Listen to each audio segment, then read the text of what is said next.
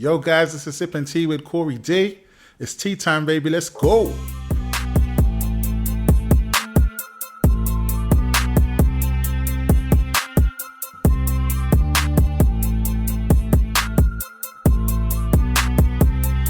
Yo. Welcome to the premiere episode of Sipping Tea with Corey D, the podcast where we'll be delving into all things relationships, friendships, dating, and just general life happenings. The good stuff, the bad stuff, ugly stuff. We'll be picking the brains of different guests every week as well. And today, I couldn't think of anyone better than my day one, Misha. Hey, Misha. Pat. What are you saying? I'm good. How are you, Misha? I'm good. Good. So, the title of today's episode is Treacherous Heaux. We'll be discussing our experience with Treacherous Heaux and the behaviors that come with that title. Now, I just want to start by saying that this is not about slut shaming, nor is it like a blanket bashing of females in any way. I mean, some of my closest friends are females, and I have love and respect for women, of course. If I had male friends that behave this way, I'd call them the same. I don't think...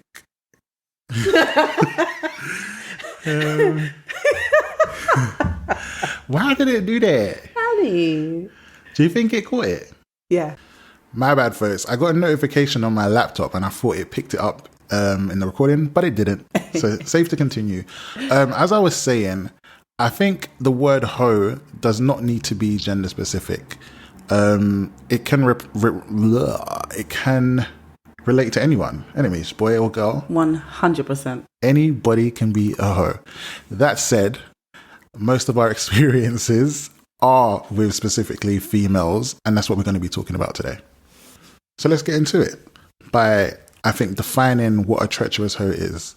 I mean, I'll kick off and say, for me, a treacherous hoe in this instance is anyone who I think you trusted with elements of your life, but has completely backstabbed you. And I think shown themselves to be an absolute king cobra. That is my definition. What do you think, Mish? The king cobra. Wow. Yeah, so for me personally, I mean, in terms of the word treacherous, the phrase treacherous hoes, I wouldn't even really weigh in on the hoe term. I just think it's basically anyone who you have a level of expectation from. And it's not even necessarily an expectation that you've put on them from the get-go. It could be, how they presented themselves to you. And they've just shown, they can't be trusted. They have no loyalty and they have literally betrayed you. So yeah, less on the whole probably. It's like a general term, yeah, if someone isn't showing any kind of loyalty and they presented themselves as someone that's trustworthy and all of that, and they're in your close inner circle, they're definitely getting that title. 100%. I completely agree. So if she stabs you in the back, she's a treacherous hoe. If you can't trust her... Treacherous hoe. Yes, exactly. I think we can elaborate a bit more on certain behaviors of treacherous hoes as well. We've also done some IG polls, so Instagram polls as well, based on a few scenarios and behaviors. So we'll be discussing those results throughout the show too. So, Misha, I think, is the perfect guest for this episode because I know you've been wrong, Misha, by some treacherous hoes in the past. That said, we've got a song together called Thanks, recently rebranded as Thanks 05, available on all streaming platforms, by the way. Fun fact about Thanks, we added the 05 as it was a song that was written and recorded in 2005 when we were just kids, innit, Mish? Yep. Literally just teenagers. And I must say, for our age, the content and lyrics of the song were pretty deep. No, they were very deep. Very deep. Specifically, your verses, the main verses. Full of flames. 100%. So, I mean, I don't know if you want to give some backstory on the inspiration behind Thanks, aka Thanks 05, available on all streaming platforms. So, to be honest, listen to the track. It's there. The lyrics are, as raw as can be, not in a bad way, but as in, it will literally give you the story, right? So considering, as you said, we did record that in 2005, it's pretty shocking that we probably even experienced all of that, at the age of 15, 16? Yep. Yeah, it's pretty shocking. Yeah. Sorry guys, I'm sipping apple juice here. Don't lie, we know this wrong. Yeah, so we experienced all of that, at a young age sort of thing. And to think that there were people our age doing all kinds of madness is absolutely wild. So yeah, the inspiration behind the song was literally betrayal, point blank and simple. And yeah, to be honest, it's a vent tune, but if you listen to the song, it's showing a level of, I don't know, wisdom, a level of learning from, your experiences and stuff. And no matter what happens with people and how they treat you and stuff, it shows that, you can come on top. So, yeah. So, Mish, that was the most diplomatic. I mean, where's your publicist? Are they here? Are they in the room? That, I think we can. I ain't trying to get sued. Well, yeah. I feel like we can spill a bit more tea on that. At the end of the day, this is Sip and Tea with Corey D. Granted, I've got apple juice. You're drinking water. You should have supplied me with some rum. Yeah? Next time. All right. Misha's going to guest a few more times, guys. So, yeah, cool. I want more tea, though, Mish. So, please, give it to me. Give it to us. All right. No, so, right. Situations where we had a very, very big but close inner circle. There were people there acting like they were for me. And I mean, they might have had, I don't know what kind of outlook they had of me, but when it comes to me, I'm loyal. If I got close friends, I'm absolutely loyal. Yeah. And to be fair, Corey, if something's happening, am I telling you the truth no matter what? 100%. Even if it's bad, even if it's ugly and I need to tell you, I'm going to tell you. 100. So that's the kind of level of expectation I kind of have of people that are close to me as well. But these kind of situations where you're dealing with, I mean, it's mad because we were that young. It's not even like it's things that are going on now. But when you're let's say you're in a relationship and people are acting like they're, got your back, whatever, and they're mad close to you, but actually they're trying to check for your man. Like, what's going on? What is going on there? And then they're in your face all the time, smiling, laughing, joking, coming to your yard, sipping tea with you. Yikes. And they're absolutely doing the most. And then, only when you realize what's going on and you put them on heat, they want to, try and have a little tiny confession or want to, say it in a certain way with a certain undertone sort of thing. But you know what? I'm glad people showed their true colours. You can move on. You can refine your circle. Make sure you grow with people that are, for you, that are bold, that are strong, that will tell you the truth. And literally will ride and die with you. Do you know what I mean? It is what it is. 100%. Yeah. I'm glad you shared that, Mish, and it's true. It's good to sort of weed out the snakes from early on, because if you didn't know certain things, these people could be in your life to this very day. Playing, looking after your children when you're older. Do you know what I'm saying? Meanwhile, they're all hissing, snaking, slithering in the background, doing madness. So, and you know what's the maddest thing is? These people, they're like that from young. God knows where they learnt that stuff from. Mm-hmm. I don't know what they grew up in. But they learned behaviour. 100%. I blame the parents. No, I'm joking. but they learn that from young, and then they grow older. They carry on with those same behaviours. That character even like grows like that as well, and then they pass that down to their children, and then we get a whole nother cycle of foolishness around us. So, do you know what? I'm glad that I'm refined. I mean, there's still work to do, but I'm pretty proud of who I am and what I've grown to be. But you know what? I know I'm not passing no stupid behaviours over to my children, basically. So, anybody out there who doesn't have a treacherous daughter or a son, you may enter. Please do. Do not mess up my children. 100%. 100%. I mean, after your experiences, Mish, would you trust close friends around your man now? All right. So the refinements definitely happened. So the people I have around me, I would say that I trust. But in anything, I think that, you need boundaries of everything within your own relationship anyway. So you need to build up that level of trust between you and your partner, because it's not all the treacherous hoes. Sometimes you come to realize that your man is treacherous too. Whoosh. Yeah.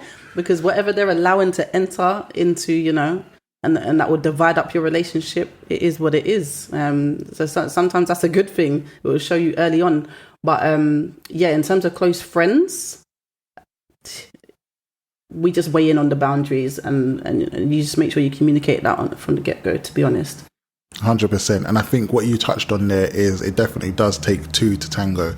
So depending on where these treacherous hoes go with their angles, you know, if someone is picking up on that, you know, it's not all going to be one person's fault. It's not all one-sided. So based on that, we did run some polls on Instagram. One of them being, do you trust your close friends around your man? So the results of that were an 83% of people said yes. That's high. Isn't it? That's good. I know. I'm glad that you guys have faith in your close friends and your man. But be careful. 0% said no.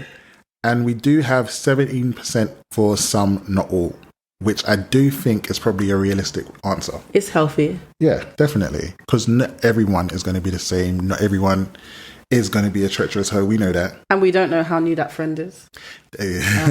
True that. Another one for you, Mish. How about if your female friend developed a super close friendship with your man? I don't see anything wrong with that. No. Why you sound surprised? I'm just saying. No, honestly, if it's someone from my inner circle, you know, I want everyone to be absolutely comfortable, and no matter what goes on, I know that everybody's different. Everyone has their own vibe. Everyone has their own flow. So I don't see people as being the same as the last sort of thing. So I wouldn't even say that I have crazy trust issues and stuff. I just make sure my eyes are open and I go with the flow. In terms of my friends being very, very close with my man, I have no problem with that. If they know me, they know how things go. If they know me, they know how things go with the person I'm with as well. And hopefully we're on the same vibe, and that's why we're still together, to be honest. I hear you. Yeah, so I want there to be occasions where people can be absolutely comfortable. That doesn't mean that you're sitting here, you know, sitting on my man's lap and doing madness. Let's be honest. But it means that people can be comfortable, people can vibe together, we can go out, we can have fun, whatever, we can go party, we can do the normal things that people do, you know what I'm saying? So yeah, I don't see any problem with that at all. I know certain guys would see it completely different on that other side, possibly, but no, I'm good.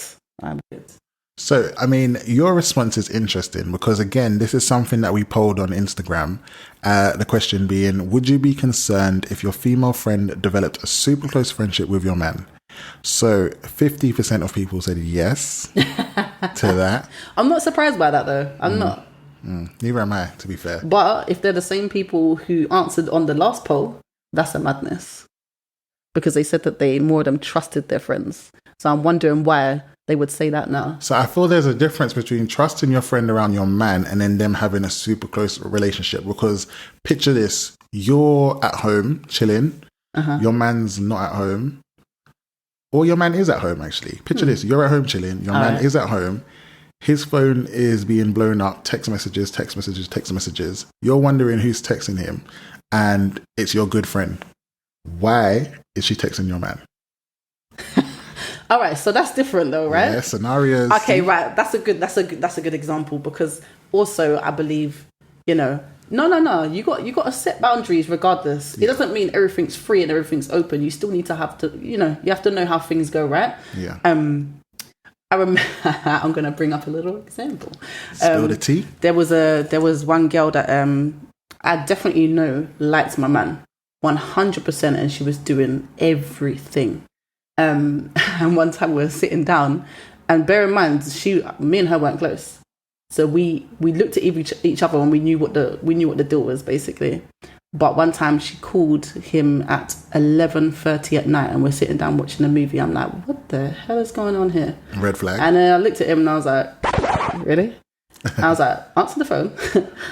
Tell her not to call at 11:30 at night. That's mad. There is a cutoff. What the hell? 100%. Because actually, realistically, if it was the other way round and I had guys calling down my phone, whatever time, do you know what I mean?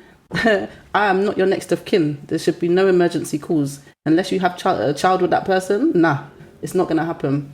So yeah, those kind of instances, that's mad.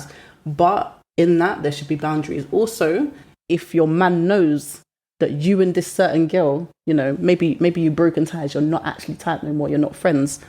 That gets blown off. I'm sorry, that's mad. That is mad. Yeah, I agree. Yeah? I completely agree. Sure? Yeah, 100%. I mean, on the flip side, so turn it around. Would you be annoyed if your friend developed a close relationship with your ex, so after a breakup? It's a mad question. So, hold on. Mothered over. Yeah, so everything was normal before, and they've become tight after we've broken up. Yes. Treacherous Heaux. Exactly. Straight. 100%. I don't... Because why are you doing that? I mean, especially if they know reasons for the breakup. Obviously, some relationships end amicably.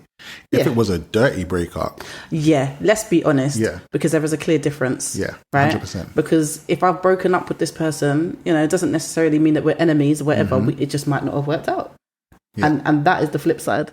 Because, you know, they can have a relationship. I'm not saying who you can and can't be friends with, but at the end of the day, if you know that this person might have broken my heart and done all kinds of madness, why would you? Why would you go and build a close relationship with them? It doesn't make sense. Nope. It doesn't make sense. Nope. No sense at all. I'm going to throw that question to you. What are you saying? I would be fuming. I mean, I feel like if we look at it overall, I'm going to assume that this is a bad breakup and a friend sort of slid in there after, even if it's just friendship, that's weird to me. That's moving mad. It literally is. 100%. Because why are you doing that? Why are you doing that? It makes no sense. And again, this is something we threw out to the people of the gram. And we asked them also, would you be annoyed if your close friend developed a super close relationship with your ex post breakup? So there's no context to this question. They don't know if it's a good breakup or a bad breakup. But an astounding 90% of people said yes. So they get it. We got some wise people on the gram. We definitely do. We love you. We love you, Gram. Exactly. Exactly. So, Mish, there is this unwritten rule, not defined anywhere, I don't believe, called girl code. Girl code. Girl code seems to be a set of rules that girls follow with each other. So I want to ask you, do you believe in the girl code? And I want to know what it is, because I'm not a girl. I need to know what girl code is. You're asking the wrong person. Nah, do you know what? It can only be held a bit in a circle. Let's be honest, because it's not like a universal thing. You get different types of people that have different types of friendship circles that have different experiences. So it's not a universal thing. It has to be within your group of people, yeah, that you hold dear, that you hold close. So it could differ depending on your social group, to be honest. Is at the end of the day, it's an expectation that you have with the people that you chill with. It could be, you know, it's a level of boundary, right? 100%. It's a level of boundary. I mean, that's the impression I get, and it seems to relate to relationships. It always relates to relationships, because when you hear of the guy code, what's the guy code? Well, usually, okay, I have a lot of male friends. You can probably tell. But it comes, more of what I hear from it is that, you know, you don't go and check for your man's ex. Yeah. Them kind of things. Yeah. Yeah. So with girl code, that's going to be reflected in that as well. That should be a standard, I would hope. That's generally the way it goes. But yeah, it could be anything in and around that, to be honest.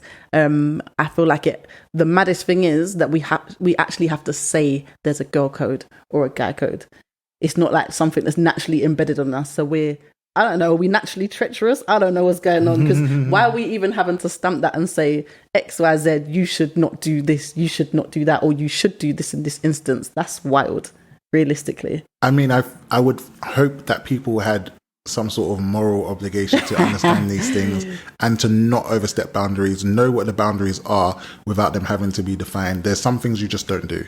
Standard things, because obviously certain people have very, very, very high expectations of the people that they hang around with and their partners and whatever. But at a standard level, it definitely does not exist, let's be honest. Yeah. Because otherwise, we wouldn't even be talking today. Oh, 100%. We would not be talking today. 100%. People aren't following the basics, and this is the issue. Listen, life is wild. 100%. I've said 100% so many times, so you're adding up to 100,000%. But you know what? When you agree, you agree. Which leads me to my next point, because I mean, songs, music, scenarios, they can be relatable to anyone. And I mean, we've been talking about the song Thanks that obviously me and Misha done together. And I was once told by a friend that this was Misha's Vint song. And I needed my own. I can't use and quote thanks to, you know, thank my own personal haters. But you know what? This is the power of music. Like when you connect and you can relate to something, that song becomes your song. And I think a lot of people can relate to Thanks because they've experienced betrayal. That's very deep. 100%. Yeah. Here we go. So do you know what? Yeah, I actually wonder why someone would actually say that as well, because realistically, historically, you can look at music and it hits the heart basically, because it's something that is relatable. It's something that takes you back to a certain period in your life. 100% music does that on every single level. Yeah. Yeah. Right. I agree. 100%. That's what it's made for. That person who said that's a hater. 100%. That person who said that probably thinks that the song was about them. Am I lying? Probably not. I mean, come on. Yeah, no, Why would you say that? It's true. Like music literally has that power. Exactly. And music's for anyone. And just to, you know, chat random shit like that, it's not necessary. And you must be a hater. You must be a treacherous hoe. To sum it up. 100%. So this song, Thanks, at the moment has resurfaced at a time in my life where I think I personally really needed it. I mean, it sort of helped me level my head around some situations, and I've used it to better myself at the moment. Hence why I'm here, discussing things and talking to you guys about things, opening up about things. Yeah, and realistically, this podcast is like, this can be your vent track. 100%. Yeah? No, you're killing me. No, but honestly, this can be your vent track realistically, because actually by you talking about things, opening up, sharing your experiences, whether that's through music or, you know, just doing something like this, that is actually the healing process in itself as well. Other people hearing this, hopefully that has the same vibe for you. Maybe it's going to make you think about certain scenarios that you've been through personally, reflect on them and find a way through them, which is all good. So, sipping tea with Corey D. Let's hear the story. What's going on? Oh my god! So my experience with a treacherous hoe, oh my days, very very recent, very very fresh. I mean, basically, I had a friend, and I use the term friend very lightly, because she was very sometime-ish, sort of when it suits her and when it was convenient. So not a friend. No, I mean no. I think we'll call her a man clown. That is, yeah, that is my phrase for today, for her. Man clown. Throughout the story, I'll be referring to her as man clown, because calling her a friend makes me cringe personally. So anyways, man clown, by the way, for those who don't know, is basically a girl that will bend over backwards and basically act like a fucking circus clown for a dude. And it's 10 times worse when the dude doesn't belong to her. Like, that's embarrassing. Oh. Misha didn't think I was going to go there, but guess what? Damn. I'm going there. Yeah. Sip, sip. Yeah. So I've known Man Clown for quite a few years, and we did become quite close in the sense that I was able to sort of confide in her with some personal issues of mine. As we got closer, I introduced her to a few people. One of them she clicked with from the jump and became even closer friends than her and I, to be fair. And I think that's probably where the sometimey behavior started. But I thought, you know what? Yeah, cool. Some people just have better connections. It is what it is. Yeah. So skip to a few months later down the line. I have another friend who I've got a very sort of rocky history with that I introduced Man Clown to. I sort of confided in this girl about a lot of issues I had with this person, to be honest. And she very much knew how rocky that friendship was, and to the extent that she was not even willing to pursue a friendship with this person herself. Like, she told me, no, based on how things have been, I'm not going to get close to this person. I'm going to honor you as my friend. Blah, blah, blah, blah, blah. Lie, lie, lie, lie, lie. Damn liar, man. So anyway, cut to present day, things got rockier with this other person. And I noticed sort of simultaneously, whilst things got rockier with me and this person, Man Clown became gradually closer and closer to this person. I'm sorry, for me, that is a red flag. Like, what is going on there? How do you see these issues unfolding over in front of your eyes, understand them, previously say you're not going to pursue a friendship with this person, and now when things are at their worst, you sort of slid in there. Like, there's just this big gaping opening that you've just sort of slipped your thirsty self into. Okay, right. So noted, you've you've touched on basically that there was an early red flag and that there was a element of thirst in there, right? Yep. So realistically, right, let's start on the early red flag. Do you think that there's certain things that you can shield from certain friends? Is there certain information that you think that you should withhold from some friends and not others?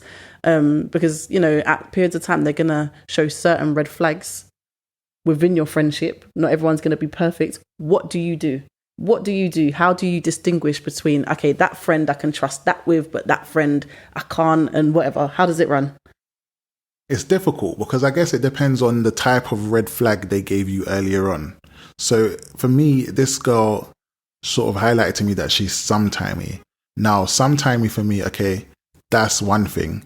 But being untrustworthy is a different thing. And I hadn't assumed her as an untrustworthy person at this point, nor had I assumed her as a thirsty person. So for me, Yeah, come on. Let's do it. All right, so define sometime-ish for me, though. Define sometime-ish for me. Because if you're saying that, you know, this person was sometime-ish, but you didn't think that they were untrustworthy at that point. yeah. For me personally, I'm looking at that and I'm blending those two terms in together. I'm See, blending. I don't know. I mean, I feel like sometime it just means someone, they connect with you when they want to connect with you, when it's convenient for them to connect with you. That's scary. Yeah, 100%. 100%. That is a bad thing. But I wouldn't then automatically say this person is untrustworthy, because there's nothing for me that tells me that sometime this person is someone that is going to, you know, abuse your business, abuse the personal stuff you've told them. I feel like a sometime-ish person is choosing when they want to shut off on you, and that's not to say that someone who is always going to have their door open to hear you and your nonsense. Yeah. yeah. But regardless, if someone is there with you and they're loyal, they're going to hear you. They might even tell you, do you know what? I'm not going to hear you for a second. Give me an hour. Give me a day. I'm stressed myself. I'm not in the space to hear whatever, right? Yeah. But that's not, I wouldn't consider that sometime-ish. I wouldn't consider that sometime-ish, right? Yeah. So in that person, I can still analyze their loyalty to me. Yeah. Yeah. I can still analyze and say that, you know what? They've communicated well with me. We're on the same page. Yeah. But if there's sometime-ish, I'm not trusting that person. I'm not going to lie. I'm not going to do it. Okay. I'm not going to do it. I hear what you're saying. All right. So the second point, right? Yeah. There's an element of thirst in there. Yeah. What's going on with that? So I feel like she changed her tune when she met this person physically. So do you think that, you know, someone who's treacherous, right? There's a huge element to how much they're attracted to the person that they're betraying you with. 100%. Attraction plays a big part. Definitely. That's my trademark for the night, 100%. Someone is paying me to say that, just so you know. I'm joking. I feel like this is where the term treacherous hoe comes into play, because this girl for me embodies the phrase. She has just dropped her loyalties to me based on what I think is pure attraction to someone else. Flip the script. Yeah, that exactly. So she's completely done a 360 based on everything she said before, based on everything she knows. She's literally just completely turned around and she's basically their friend now. And I'm at a stage where I'm okay with that, but I'm very much disappointed in her behavior. And I'm very much trying to find a reason why she would behave like that. And the only thing I have got is because homegirl is thirsty. So, in terms of that now, right? Yeah. You've gone through that experience. Is it a thing where you're going to be more cautious with who you share information with and whatever? Because you know what, that can happen at any point, let's be honest. People become connected with different friendship groups and whatever. And if there is something going on, naturally, if you're close to them, you're going to want to tell them certain things, right? Yeah. So how do you manage that going forward? How do you make sure that also you can protect yourself, but also, you know, you never know, because that friendship with that person that she's become connected with, that could pick up again. And then you could be in a very good spot with that person, yeah? Then are you going to be happy with her friendship with this person, or is it going to be an issue still? I mean, so to pick up on the last point, I definitely think that even if this friendship did pick up with this other person, this girl has shown me that she's untrustworthy and unloyal at a point where I needed her most. So she became very weary of even listening to my point of view on anything, and even hearing me out. Exactly. Even hearing me out or letting me vent to her as the friend she was supposed to be. She no longer wanted to be in that position because she's now apparently... She had a conflict of interest at that point. 100%. That's what it was. And it's just like, where did it come from? It makes absolutely no sense to me, because she was singing a completely different tune before, and now she's in a different key, another song, another instrumental, I don't know, another planet, mate. And a whole different book on a whole different chapter. Basically. Do you know what, though? I don't know. With me, I kind of analyze my circle a lot. That's not to say that I'm like picking them off every time they do something wrong, but I don't know if I go for a certain type of friend, but I analyze what kind of friend they are. So you you need to understand that some people are supposed to be within your inner circle. Yeah. And I think that you probably can gauge that very early on. Some people are there to be acquaintances. You know, some people, you know, you're going to meet them, you'll have an amazing friendship with them, but it's not going to remain that way until, you know, you grow old and whatever. So I think certain times there's degrees of relationships. And obviously with that, there's going to be degrees of expectations within those friendship groups that you have, right? Yeah. So hopefully the treachery will lessen once we start to define who the people are around us. I agree. Yeah? Completely agree. And I mean, I saw something the other day with Kaz from Love Island, and she was talking about how you can have a really good friend and they can do something within that friendship that is not terrible to the point where you have to cut them off completely. But the term she used was, you can demote that friend. Yeah. So they're no longer a good friend. They can become an acquaintance. So I think that's one thing you can do. And it's basically, I think, just putting boundaries in place with existing friendships. I think that's what it's all about, to be honest. 100% boundaries. But there are those things that can cut someone so deep where you just have to terminate that friendship. And I think with Man Clown, that's what I had to do, because I'm not being funny. You're not going to come to me at my lowest point and sort of backstab me like that. No way. So... Yeah. It sounds like she had like no regard for anything that was going on with you, to be honest. So that's a bit long. Definitely not. Yeah. So she's in the bin. Trash. Exactly. So yeah, that was my latest experience with a treacherous hoe. But you can learn from that. Yes. And you're good. Yes. We keep moving. Yes. We say thanks for all the hard times you gave me. What? Available on iTunes now. So what do we think are some of the reasons why people snake people like this? I'm interested. We can probably jot down a few. So, hating. Yep. Haters gonna hate. Yep. People that are envious of other people. Yeah. Yeah. We got people that are insecure. Yep. That might be top of the polls, to be honest. I think it is. Yeah. 100%. Not knowing yourself. That probably comes into it at a high level as well, to be honest, because you know what? If you have general respect for other people and you respect yourself, there's certain things that you won't do. But I do think to be honest, I don't even think a lot of people are conscious of it. I don't think that it's always intentional. You got to check the motive. I mean, we're not going to go back to that scenario because, you know, that's quite clear. Yeah. If we're talking in general, Yeah. I think some people don't realize that they're doing what they're doing, or they don't know where that road leads, where it leads to. Some people are just proper chatty. They chat. Yeah. Run up their mouth, whatever. They take it as like general chit chat, because you've got to realize that when people are young or whatever, or girls like to talk as well. So they just might think, oh yeah, a little bit of chit chat, blah, blah, blah, blah, don't even realize what they're spilling. They're telling another girl, Chinese whispers, Yeah. boom, goes on to the next one. And it becomes this big blown out thing, and it happens all day long. You see this stuff happen at work, let's be honest. Someone says one thing to one person, boom, boom, boom, boom, boom. It comes around, you're like, what? They said what? Yeah. It happens. 100%. I don't think it's always intentional, but I do think there was an element of them just not being wise. Like, you got to think about the bigger picture. You got to put yourself in someone else's shoes to understand what's going on and what it is that you're doing and the impact that it has.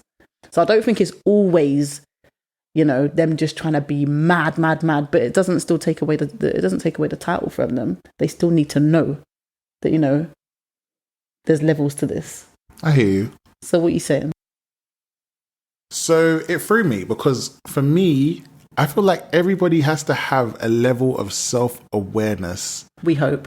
We do hope, and we do pray for the people of the world that they have a level of self-awareness, that they know when they're crossing these basic boundaries. Because these are not huge things all of the time. They're huge expectations, I wouldn't say. I think there are small little basic things that a genuine, normal person should not engage in, should not do, and should not, do to specific friends or close friends in their life. I just feel like. Do you not think that a lot of that happens from very young? Because these people didn't just become like this when they were older. It started young. It depends on what they grew with, their mother, their father, what they were taught. Yeah, the types of environment they grew in. Because let's be honest, I've been down these streets and I've heard the way some of these parents talk to their kids. Yeah, and it's all wild, and what they're exposed to be honest. Yeah. So I do think a lot of that is sort of like the environment that you're grown into, to be honest. And that might be where there's a lack of awareness. That might be where certain things are not intentional, and they're doing these things and not realizing, the consequences of it. Because it's learned behavior. 100%. I get you. And I think on the flip side as well, if we're talking about sort of childhood and upbringing, I do think the sort of relationships that people have with their parents, or the lack of relationships people have with their parents, can impact how they are. Now, obviously, like I said, I'm not trying to hoe bash, but I do personally think that girls who grew up without a fatherly figure in their life, they do tend to be more...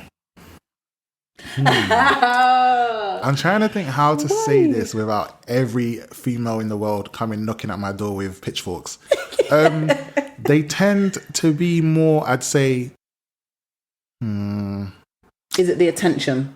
Maybe Are you talking attention. about the attention? Maybe attention. I think they're more... Say it plain. They like male attention. And they actively seek male attention based on the lack of father figure or fatherly presence in their life. That's my thought on it. I mean, it's a lead. It's a lead. It's, it's going to work for some people and be completely off for others. Yeah. But yeah, it's definitely not a blanket statement at all. I'm trying to protect you. But yeah, no, I hear what you're saying. For me personally, I had a very, very, very close relationship with my dad. My entire family, though, we were all kind of raised a certain way. Do you know what I'm saying? So that's never been like a crazy factor for me. But who knows? Because I haven't been on that side of things. Obviously, because I had my dad there, and he was a very nurturing dad, and he showed me levels. We had a very open relationship. I talked to him about anything, like literally on this earth sort of thing. So I don't know. With that, it probably gave me some stability that I'm not necessarily extremely conscious of, because it's just been there. But yeah, I don't know. It could be a factor. It could be. And obviously, I'm not a psychologist. I don't know, but it just seems to be a pattern of behavior I've seen. Knowing some people's backgrounds and stuff, it's the dots that I connect. It's the 2 + 2 for me. So, yeah, to be honest, and if you look at it on the flip side, if you wanna run it to the guy's side now, I think there's a lot of things that can be accounted for when it comes to having mummy and daddy issues. To be honest, yeah, 100%. So let's get into them. I would love to hear your perspective on how childhood mummy daddy issues sort of affects guys and relationships. What you think? I am not a doctor. Disclaimer. But yeah, I think that how you're brought up and the things that you see as a child, and the examples that you see filter through into how you conduct yourself as an adult, to be honest. And that's not to say that when you grow older, that things can't change. Because they can definitely change. Some people see amazing examples outside of their family, something that they've never experienced before, and they zone in on that. Yeah. And they use those bad experiences. That's if they connect with them and realize that they're bad experiences, to be honest, because some people really don't know until they're absolutely shown the opposite. But yeah, some people can switch that around and be like, I'm going to learn from all of that rubbish that I was taught, and I'm going to go into something else. But then there's another group of people that are completely blind to it. They act out. They don't realize that they're acting out on their trauma from a childhood or whatever, and they treat people like rubbish. Yeah. And that could be people in their social circle, it could be people, a person that they're in a relationship with, and it actually could be their children as well. Let's be honest, because it's whoever they're connected with. Things could change as they get older and whatever, but it literally depends on how you've been raised and what you're rooted in, to be honest. So there's certain things that definitely need to be cut off when it comes to that. But I think a lot of the traits come from that, to be honest. No, that definitely makes sense. I think it's definitely good to hear sort of the flip side, and understand that both sexes can literally have childhood trauma that affects how they are with people, how they build and nourish relationships in their adult life. 100. Makes sense, for sure. So continuing with the similarities between men and women and the differences, I've got a couple of interesting questions to throw at you. Okay. So these are questions that we've polled on Instagram, but we'll get into that after. I want to hear your opinion first. First one being, do you think a girl is more likely to snake you over A, a man, or B, money? A man. That's your answer? That is my answer. Why do you think that? Okay, so there's a lot of girls out there. Most girls, let's be honest, there's physical attraction, whatever. But yeah, I feel like girls are naturally... It depends what girl we're talking about, let's be honest, because I don't want to put everyone as the same. But girls are naturally very flirtatious. Or romantic. Or romantic. Or romantic. I mean, it depends. I'm going to give them a bly. I will say... Let's give them a bly. Yeah, I would think that romance would lead over money. And I'd say romance rather than... I hope so. It being a sexual thing. I don't know. Yeah. Let's hope so. But if you're talking about someone... This is treachery. Oh, yeah. I forget. But this is treachery. So this means that this person possibly ain't even theirs. Yeah. Yeah? Yeah. Right? So romance gets thrown in the trash right now. It's not romance. Yeah. Right? So yeah, I think realistically, a girl is more likely to snake you over a man. They would definitely try and home in on that rather than money. Because like money, everybody should be out here getting their own money. Yeah, we'd hope. We'd hope. But everyone should be, realistically. If you're big and grown like that, you should be getting your own money. Flip it around.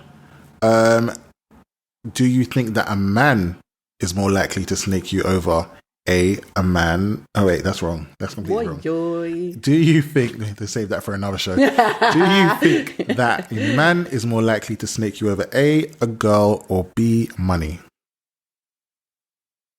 That's a difficult one. Mm-hmm. That's a difficult one. Considering, all right, let's go for it, right? Because I think both guys and girls are just as bad as each other, and I think that's why we have to enforce the guy code and the girl code so much. And from experience and having a lot of male friends, I know that guys don't business when it comes to a next man's girl. They don't. They'll just keep it quiet. Super, super quiet. But they'll definitely be on that, I think. Money? Nah. I don't agree with that. Do you not? I don't know. What's your thoughts? I literally feel like in the difference between girls and guys, I feel like girls think more with their heart and their vaginas. And I feel like men, even though they do say men think with their... Yes. But I just think men are more money-led. I think men are more money-led. They're more likely to chase money than chase romance. Chase money openly. They're not. It's not romance. Right. When we're talking about it, it's not romance. Let's get real. You're chasing the vag. Kobe that. 100% chasing the vag. Oh. But they'll do that low key. I think guys are more low key with it. Yeah. They will openly chase money and feel no way because why not, right? Yeah. But I think that, guys will be a lot more down low when it comes to chasing a girl that they know they shouldn't be. Yeah. Girls, I don't know. So it's interesting because the poll results that we got on these questions, I'll go through now. The first one regarding if we think a girl is more likely to snake someone over a man or money, 68% of people said a man versus 32% money. So they do think a girl will more likely snake someone over a man than money. There you go. And we flipped it to the male perspective. If we think a man is more likely to snake someone over a girl or money, we got a split result, 50-50. You see? There it is. I mean, it is interesting. It's definitely a pair of interesting results. I still stand by. It means that you can't trust guys either way. Treacherous guys. I definitely think that I'm firm in my opinion that I personally think guys are less inclined to chase a girl than money, but I don't know. I would like to hope so. Yeah. It means that we have a lot of, strong, hustlers, directed men that, go-getters. Go-getters. Yeah. We need more of those. Yeah, 100%. 100%. So, 1,100% later, I feel like we've discussed quite a lot today. I mean, we spoke about the treacherous hoes in our lives, the man clowns, the ones with daddy issues, the ones with mummy issues, for both boys and girls, which I'm glad that we did, make it inclusive. So now, yeah. I mean, I do want to just wrap up with something light that I do plan to do with all my guests on every show, and that's a little quick game of this or that. So, Misha, how that works for you is I'm going to ask you a series of questions. Okay. And you have little to no time to think about your answer. Yeah? No analysing. We've done the deep thing today. What we need now is quick fire responses. And are you ready? I'm ready. Let's do this. Okay. So this is this or that with Misha. Here we go. So number 1, onion or tomato? Tomato. Long hair or short hair? Long. Rekindle or start something new? Start something new. Dress or jeans? Jeans. Chicken or fish? Fish. Girlfriends or guy friends? Guy friends. Bar or club?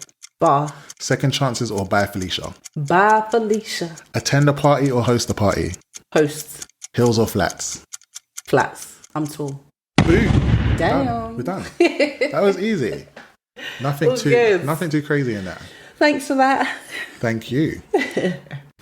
But yeah, overall, thank you for guesting on this episode, Mish. Thank you for inviting me. You're welcome. I've appreciated all your opinions and views and thoughts, and I obviously can't wait to hear them on some of the other juicy topics we'll be discussing later on down the line. So you can check out TikTok as well at I am Corey D for some exclusive clips from today's episode, some bonus clips and visuals. And thank you for everyone that's listening today or tonight or whenever you're listening. In general, thank you for your support and hope that you continue to stay on this sip and tea journey with me. Sip, sip. Yep. Thanks for listening, guys. Love you all. Bye. Bye, bye, bye.